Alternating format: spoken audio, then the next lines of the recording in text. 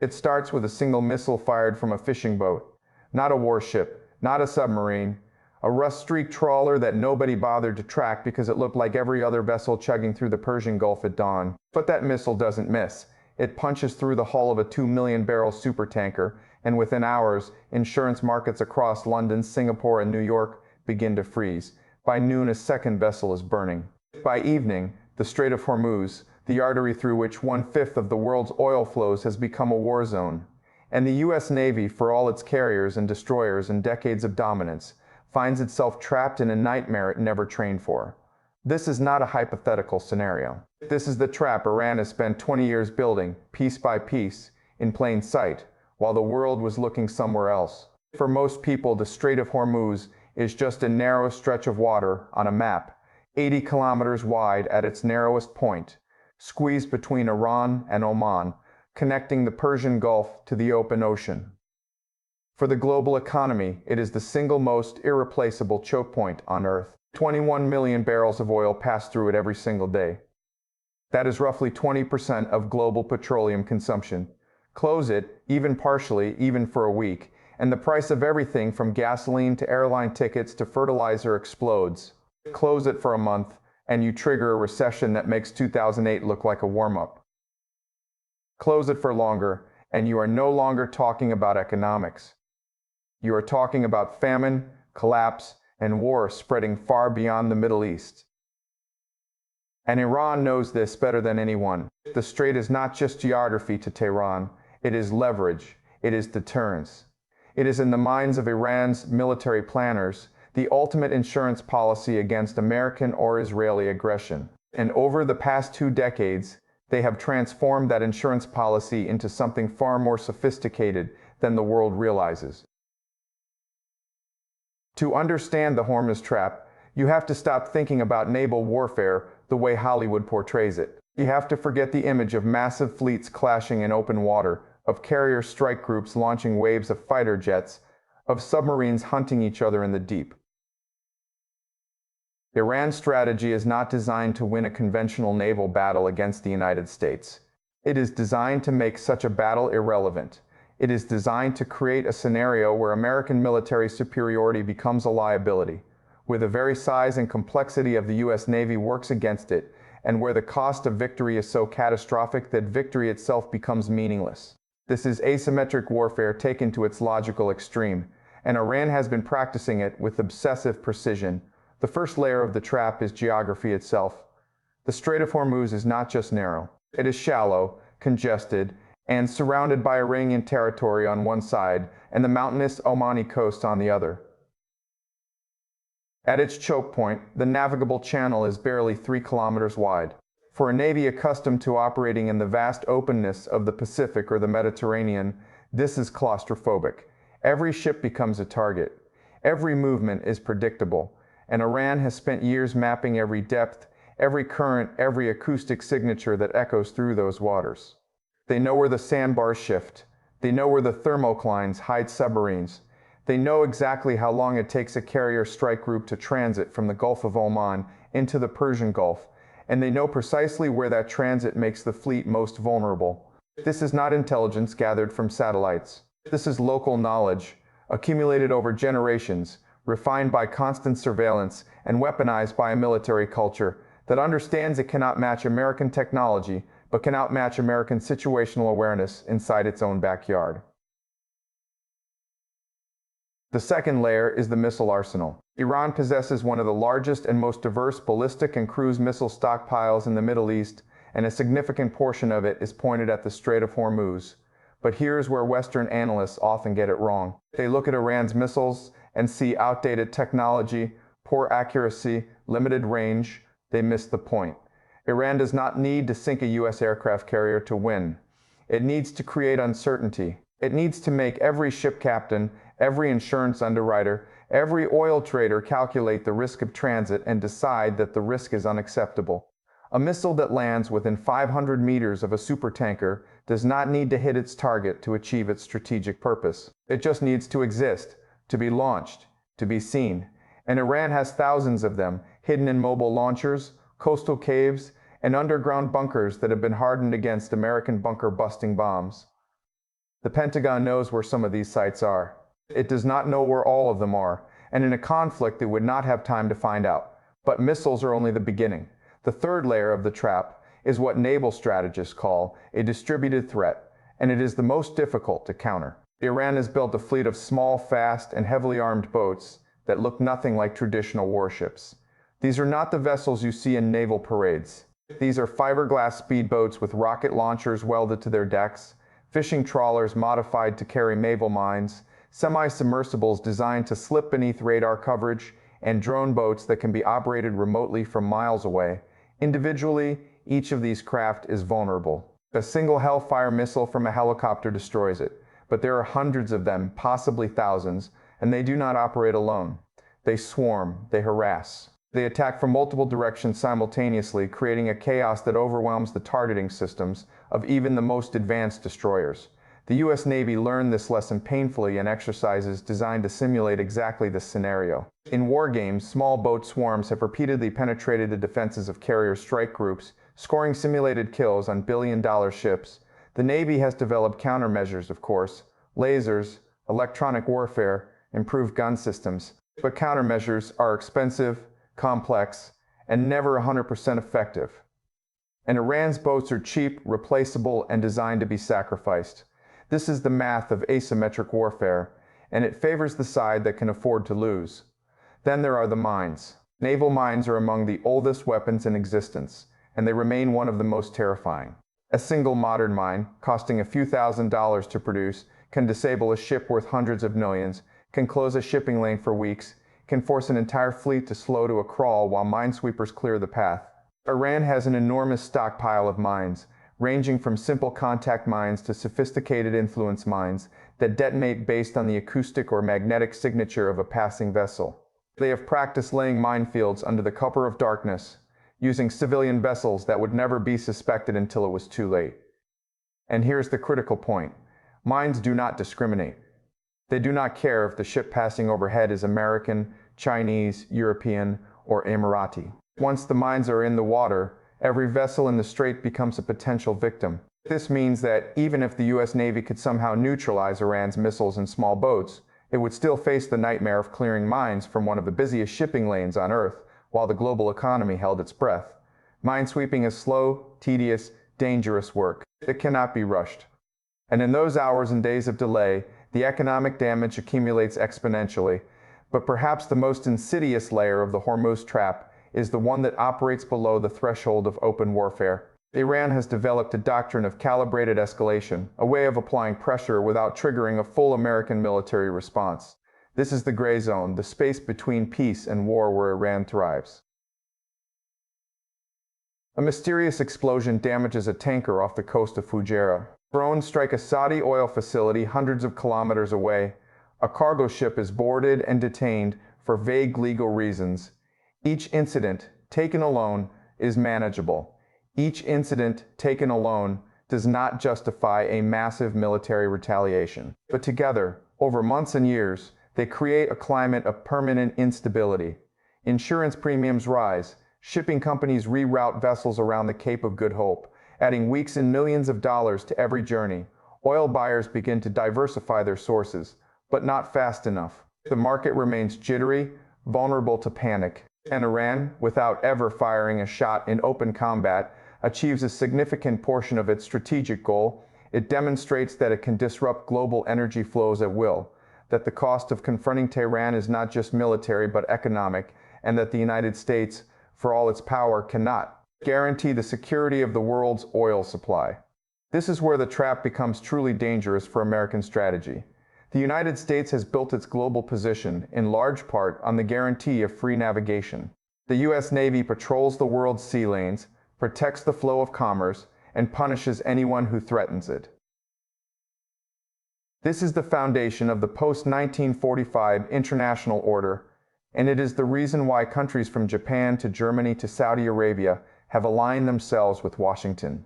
But what happens when that guarantee is tested and found wanting? What happens when the Navy faces a threat it cannot easily defeat, in waters it cannot fully control, against an adversary willing to absorb punishment that would destroy a conventional military? The answer is slow, grinding erosion. Allies begin to hedge their bets. Rivals begin to probe for weakness, and the perception of American invincibility, which has been the United States' most powerful strategic asset for 3 generations, begins to crack. The U.S. Navy is not blind to these challenges. It has spent billions developing new technologies, specifically to counter the Iranian threat. Directed energy weapons, advanced electronic warfare suites, unmanned surface vessels, improved mine countermeasures. The Fifth Fleet, headquartered in Bahrain, conducts constant exercises to refine its responses to small boat attacks, missile barrages, and mine warfare. But there is a fundamental tension in American military planning that the Hormuz trap exploits brutally. The U.S. Navy is designed for global power projection. Its carriers, its amphibious assault ships, its nuclear submarines are built to dominate the open ocean, to strike targets thousands of kilometers away, to fight and win wars against peer adversaries like China or Russia. Iran does not offer that kind of fight. Iran offers a quagmire, a bleeding ulcer, a conflict that consumes resources and attention without delivering a decisive victory. And in an era where the United States is increasingly focused on the Indo-Pacific and the challenge of China, the last thing Washington wants is to get bogged down in another Middle Eastern war that drains blood and treasure for ambiguous results. Consider the dilemma from the perspective of an American president. Intelligence reports indicate that Iran is preparing to close the strait. Perhaps mines are being loaded onto civilian vessels. Perhaps missile batteries are being activated. Perhaps Revolutionary Guard speedboats are massing at hidden coves along the Iranian coast. What are the options? A preemptive strike might delay the closure, but would almost certainly trigger the very conflict it seeks to prevent. It would unite the Iranian population behind a regime that many despise. It would send oil prices skyrocketing before a single mine is laid. It would draw in proxies across Lebanon, Syria, Yemen, and Iraq, igniting a regional war that could last for years.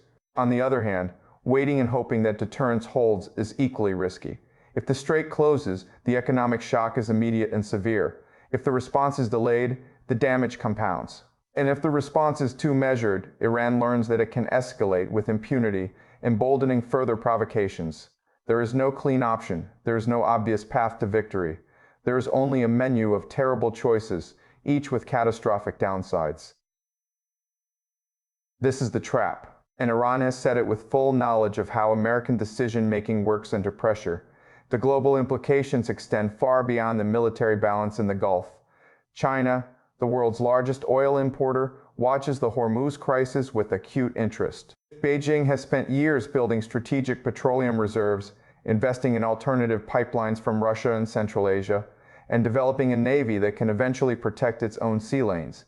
But China is not yet ready to replace the United States as the guarantor of Gulf security. For now, it benefits from American protection while criticizing American aggression. If the U.S. Navy stumbles in Hormuz, if it cannot keep the oil flowing, China's calculus changes. The argument that the United States is a declining power, that its military commitments exceed its capabilities, that its allies cannot rely on its promises, gains powerful new evidence, and the global shift of power from west to east, already underway, accelerates. Russia, too, profits from American discomfort. Every barrel of oil that cannot pass through Hormuz is a barrel that Russian exporters can sell at a premium. Every alliance strained by Middle Eastern entanglement is an alliance that cannot focus on containing Moscow and Europe. The Hormuz trap, in other words, is not just a threat to American military supremacy in the Gulf. It is a lever that reshapes the entire architecture of global power. Israel faces its own nightmare scenario. The Israeli military has long prepared for the possibility of a multi-front war involving Iran and its proxies. But a full-scale closure of Hormuz adds an economic dimension that Israel, despite its technological prowess, cannot ignore. Israel's economy is robust but small, heavily dependent on international trade, and vulnerable to global energy shocks. A prolonged crisis in the Gulf would strain Israeli supply chains, disrupt its high-tech sector, and force difficult choices about military resource allocation. Moreover, an American military bogged down in Hormuz is an America less able to support Israeli operations elsewhere, whether against Hezbollah in Lebanon or Iranian facilities in Syria. The trap, once sprung, cascades. It does not stay contained. It radiates outward, touching every alliance, every economy, every strategic calculation in ways that are difficult to predict and nearly impossible to control. And yet, for all its sophistication, the Hormuz trap is not invincible. It has vulnerabilities that a patient and well-resourced adversary could exploit. The Iranian economy is brittle, heavily dependent on oil exports that must also pass through the very strait it threatens to close. A sustained blockade of Iranian ports, enforced by a coalition of naval powers, could strangle Tehran's revenue even as it attempted to strangle the world's. The Iranian population, restive and economically desperate, might not rally indefinitely behind a regime that plunges them deeper into isolation and poverty. The Revolutionary Guard, for all its ideological fervor, is not immune to the attrition of prolonged conflict. And the international community, however fractured, has a powerful collective interest in keeping the oil flowing. A coordinated response involving not just the United States but Europe, Japan, India, and the Gulf states themselves could raise the cost of Iranian escalation to unacceptable levels. But coordination takes time, trust takes time, and in the first 72 hours of a crisis, when the missiles are flying and the tankers are burning and the global markets are in freefall, time is the one commodity in shortest supply. This is why the Hormuz trap is so dangerous. It does not need to succeed completely to achieve its purpose. It does not need to close the strait for months. It does not need to sink an American carrier. It only needs to create a moment of chaos, a window of uncertainty, a brief period during which the world realizes that the United States cannot control events in the Middle East the way it once did. And in that moment, alliances shift, markets panic, and the psychological architecture of American global leadership suffers damage that takes years to repair, if it can be repaired at all. Iran understands this. Its planners have studied American failures in Vietnam, in Iraq, in Afghanistan. They have seen how superpowers bleed out not from decisive defeats, but from endless grinding commitments that erode public support, drain resources, and expose the gap between military capability and political will. The Hormuz trap is designed to exploit that gap. It is designed to turn American strength into American vulnerability, and it is waiting, right now, in the waters between Iran and Oman, in the caves along the coastline, in the minds of men who have spent their entire adult lives preparing for a war they believe is inevitable. What makes this moment particularly volatile is the convergence of multiple crises. The Iranian nuclear program, frozen by diplomacy a decade ago, has advanced to the point where Tehran could produce weapons-grade material in a matter of weeks. Israeli leaders have made it clear that they will not tolerate a nuclear-armed Iran, and they have demonstrated the will and capability to strike preemptively. The United States, caught between its commitment to Israeli security and its fear of regional war, has struggled to formulate a coherent response. Saudi Arabia and the United Arab Emirates, once reliant on American protection, have begun to hedge, opening diplomatic channels to Tehran and even Beijing, signaling that they are no longer certain Washington will be there when it matters most. And China, rising, ambitious, and increasingly assertive, watches from the sidelines, learning from American difficulties, preparing for a future where it, not Washington, sets the rules in the world's most important energy corridor. So here is the question that keeps American admirals awake at night. If the order comes to secure the strait, can they do it quickly enough, decisively enough, to prevent economic catastrophe? Can they find and destroy enough missile sites, enough mine layers, enough swarming boats before the damage is done? Can they do it without triggering the wider regional war that would make the original mission irrelevant? The honest answer is that nobody knows. The simulations are mixed, the intelligence is incomplete, and the variables, political, military, economic, psychological, are too numerous to model with confidence. What is known is that the cost of failure is incalculable.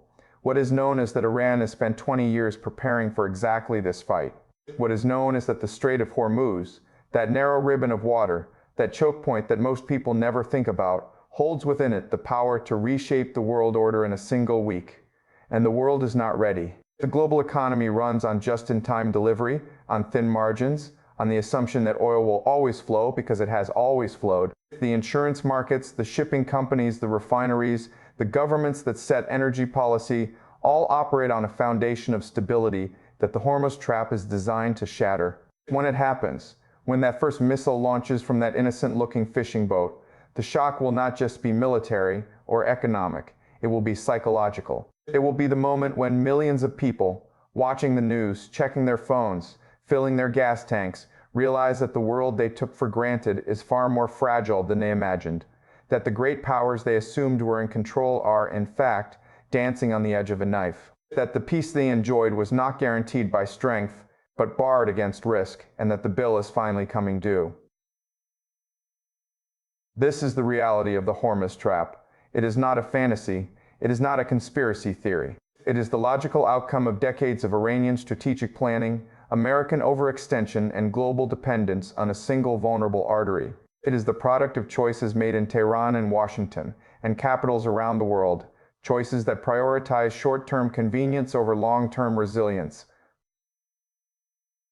that assumed technology could overcome geography, that believed deterrence would hold forever because it had held so far. The trap is set. The players are in position.